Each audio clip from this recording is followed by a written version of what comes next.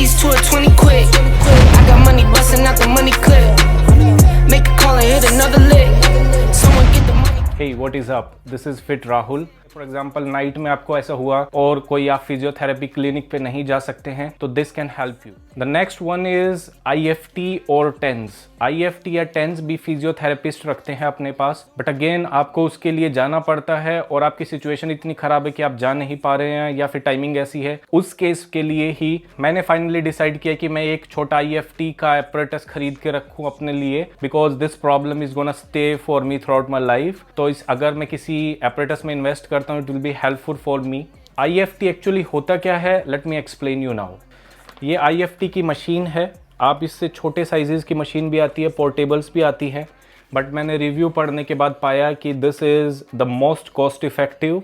मैंने इसके ऊपर इसकी केबल्स को रैप किया हुआ है, दैट्स वाई आपको विजिबिलिटी अच्छे से नहीं आ रही होगी कि ये कैसा दिखता है, but it mostly has different dials on it, जिससे आप इसकी इंटेंसिटी और फ्रीक्वेंसी वेरी कर सकते हैं। I explain it in a while. तो ये एपरेटस का प्राइसिंग मुझे ठीक लगा, इसके रिव्यू अच्छे लगे, तो मैंने इसको अमेज़ॉन से ऑर्डर किया। इसका लिंक मैं नीचे डिस्क्रिप्शन में डाल दूंगा और ये मुझे जितने प्राइस का पड़ा, the price is on your screen.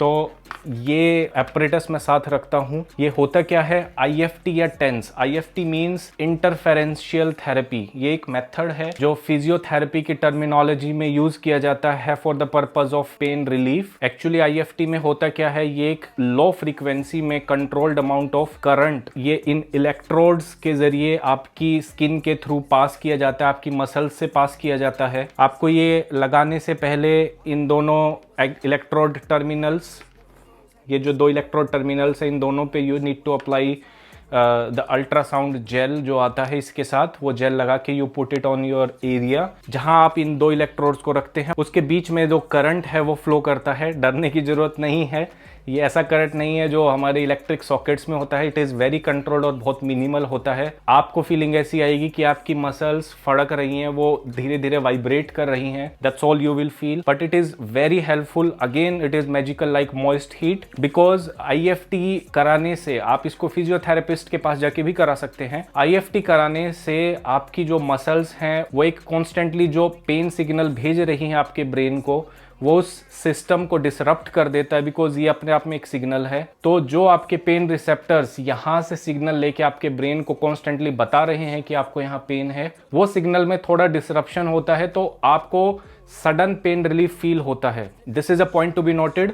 IFT आपकी प्रॉब्लम को कंप्लीटली सॉल्व नहीं करता है, ये मोस्टली पेन रिलीफ पे वर्क करता है। अगर आपको स्वेलिंग है तो ये स्वेलिंग कम करने में भी हेल्प करता है, और ये मसल्स को स्टिमुलेट करता है, बिकॉज मसल्स वाइब्रेट होती हैं तो वो रिलैक्स होती है, क्योंकि उसमें ब्लड फ्लो बढ़ता है तो उसकी रिकवरी भी फास्ट होती है। It has more of a supportive role in dealing with this spasm problem. Again it is very magical. 5 से 10 मिनट से ज़्यादा इसको नहीं लेते हैं एक सेशन में, और दिन में आप 2 या 3 सेशंस ले सकते हैं। तो IFT आप ट्राई कर सकते हैं। It again will be very helpful in the sense कि आपको सीवियरिटी इतनी ज़्यादा हो चुकी है कि आप कुछ एक्टिविटी नहीं कर पा रहे हैं। उस केस में it will make you able to stand up and walk, जो कि आप पहले करने में कैपेबल नहीं थे बिकॉज ऑफ पेन। इसको यूज़ करते हुए अगर आप घर पे यूज़ कर रहे हैं, जनरली फिजियोथेरेपिस्ट इसका टेक केयर करते हैं, बट अगर आप इसको घर पे यूज़ कर रहे हैं तो मेक श्योर अगर आप बैक पे इसको लगा रहे हैं, जो दो इसकी प्लस और माइनस इलेक्ट्रोड्स हैं, उसको एक इलेक्ट्रोड को एक बैकबोन के साइड और दूसरी इलेक्ट्रोड को दूसरी बैकबोन के साइड पे आप ना लगाएं, बिकॉज हमारी बैकबोन से सारा सिग्नलिंग सिस्टम होता है। So we do not want to mess with that. तो आप इसको दोनों इलेक्ट्रोड्स को एक ही साइड लगाएं बैकबोन के, दोनों को अक्रॉस ना लगाए कि एक इस तरफ है बैकबोन के और एक इस तरफ। So you put it on one side. जो मेरे पास ये IFT है, ये मेरे पास 2 चैनल्स का है, मींस इससे 2 केबल्स निकलती है, एक ये और एक ये जो 2 केबल्स हैं, इनसे मैं एक केबल से जो 2 इलेक्ट्रोड सेट है वो एक लंबर एरिया पे लगाता हूँ, एक साइड बैकबोन के, और दूसरे से दूसरी तरफ लगाता हूँ। And that's how I put it. जो इसकी सेंटर वाली नोब है, इससे आप फ्रीक्वेंसी सेट कर सकते हैं। अगर आप फ्रीक्वेंसी बढ़ाएंगे तो जो आपको वाइब्रेशन फील हो रही है उसकी फ्रीक्वेंसी बढ़ जाएगी, वो जल्दी से वाइब्रेट होगा। अगर आप कम कर देंगे तो वो धीरे धीरे वाइब्रेट होगा। और इंटेंसिटी आप यहाँ से एम्पलीट्यूड सेट कर सकते हैं। ये नोब्स हैं यहाँ से और यहाँ से। दोनों चैनल की अपनी अपनी इंडिविजुअल नॉब्स हैं। इन नॉब्स को आप रोटेट करके इंटेंसिटी बढ़ा या कम कर सकते हैं अपने हिसाब से, आपकी पेन की सिचुएशन के हिसाब से। जो थर्ड वे है जो हेल्प करता है, जो एक्चुअली मैंने अभी अप्लाई किया हुआ है, वो है जेल। आप कोई भी पेन रिलीफ जेल अप्लाई कर सकते हैं और उस एरिया को आप ढक दें सो दैट वो वार्मथ मेंटेन रहे। जनरली मसल इंजरी होती है तो doctors recommend icing as well, वो हेल्प करता है पेन में, बट मुझे लगता है कि मुझे आइसिंग सूट नहीं करता है। आप डॉक्टर से कंसल्ट करें अगर आप आइसिंग करना चाहते हैं, because I prefer heating, because ये जो प्रॉब्लम है मसल के स्टिफ होने की वजह से हुआ है। अगर आप किसी चीज़ को ठंडा करते हैं तो वो और स्टिफ होती है, और अगर मैं इससे रिलीफ पाता हूँ तो relaxing the muscles will be helpful by heating them up instead of cooling them. ये मेरा अपना समझ है, इसलिए मैं जब भी मुझे ये पेन होता है तो I apply hot water bottle और मॉइस्ट हीट। तो आप ऐसा ही कुछ जेल अप्लाई करके ऐसा ही आप कुछ जेल अप्लाई करके एक हीटिंग पैड या हॉट वाटर बॉटल लगा के सो सकते हैं। It will again provide relief to your muscles. So ये 3 तरीके हैं जो मैं खुद यूज़ करता हूँ। इन सब के साथ साथ आप वार्म अप अच्छा सा करने के बाद अच्छे से स्ट्रेचिंग कीजिए। वो जो 2 एक्सरसाइजेज मैंने बताई वो आप कीजिए, बट अगर वो करने से आपको और स्टिफनेस बढ़ रही है तो may be your technique can be little wrong. तो आप ध्यान दीजिए कि आप वो टेक्निक ठीक करें या फिर आप उन एक्सरसाइजेज को मत कीजिए।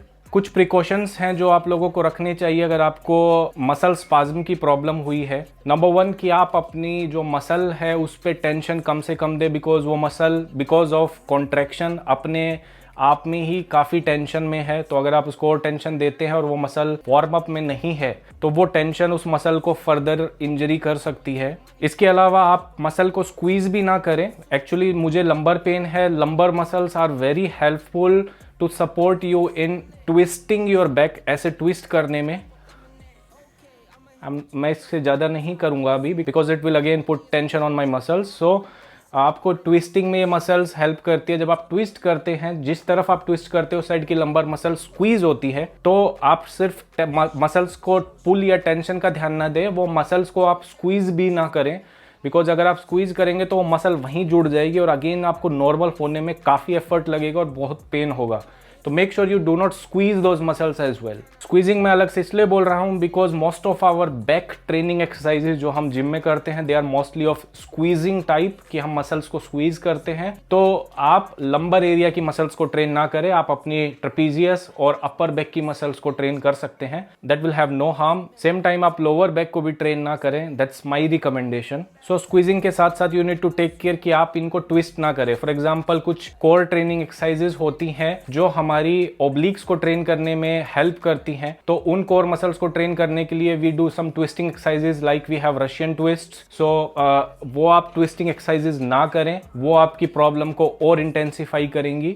तो यू मेक श्योर कि आप ट्विस्टिंग एक्सरसाइजेज ना करें और स्पेसिफिकली आप कोर ट्रेनिंग की एक्सरसाइजेज ना करें, बिकॉज ये जो मसल्स हैं जो आपके बैक पे हैं they are part of your core muscles. आपकी कोर मसल्स एक शीट के जैसे होती है जो यहाँ से जाके आपके बैक तक जाती है। तो अगर आप कोर ट्रेन करेंगे तो आपकी कोर मसल्स सोर होंगी, दैट्स नॉट नेचुरल, और सोर होने की वजह से वो उस पेन में और कंट्रीब्यूट करेगी और आपकी प्रॉब्लम इंटेंसिफाई हो सकती है। नेक्स्ट चीज जो आपको ध्यान देने की है कि आप काफी हैवी वेट पिकअप ना करें। कुछ एक्सरसाइजेज होती है जिसमें आप इस मसल को तो ट्रेन नहीं करते हैं, बट आपको आइडिया नहीं होता है कि जनरल रूटीन में वो मसल स्टिल सपोर्ट करती है। For example if you are doing dumbbell curls, so dumbbell curls में if you are picking up heavy you need to make your core tight so that you can do the motion, and same time जब आप eccentric load को लेके आते हैं तो आप अपने बॉडी के वेट को बैलेंस कर सके विद रिस्पेक्ट टू वो लोड जो आपने उठाया हुआ है। सो you need to take care कि आप जो लोड उठा रहे हैं वो आप कम उठाएं, और अगर आपको फिर भी लग रहा है कि लोड आपकी बैक पे आ सकता है तो you need to make sure कि आप कुछ सपोर्टिंग बेल्ट का यूज करें, बिकॉज सपोर्ट करने वाली बेल्ट आपकी उन मसल्स को होल्ड करके रखेगी, और इन केस अगर वहाँ लोड आए तो that will help you bear that load, उस मसल को प्रॉब्लम होने से कम करेगी। बट स्टिल आई रिकमेंड आप वेट ही कम उठाएं और उन एक्सरसाइजेज को अवॉइड करें जिसमें you need back tension to maintain your posture and balance because of eccentric load, eccentric weight. तो आप उन चीज़ों को अवॉइड करें, दैट विल हेल्प यू। अगर आप शोल्डर प्रेसेस लगा रहे हैं dumbbell, you make sure you have an inclined or a straight back support so that जो isolation मिले वो आपको आपकी shoulder muscles में मिले, delts में मिले, ना कि आपकी बैक की कर्वेचर होने की वजह से, ज्यादा वेट होने की वजह से आपके बैक में वो स्क्वीज आए. You need to make sure about that as well. So friends, that's pretty much it. मैं मोस्टली चीज कवर कर चुका हूं. स्टिल आपका कोई डाउट है तो मुझे नीचे कमेंट सेक्शन में आप पूछ सकते हैं. I'll keep making such helpful videos for you people. आपकी अगर और फर्दर कुछ क्वेरीज है और you want to discuss some particular topic apart from this, आप नीचे कमेंट्स में मुझे बताइए and I'll make a video on that. This is your Fit Rahul and I'll see you in my next video. And wish me quick recovery. I'll get well very soon. Goodbye. Take care. Whoa, whoa, I've been doing road on the go, go, get a bag and flip it, that's for sure. If it's show, that was never talking about nothing. Turn it down and go get you some money.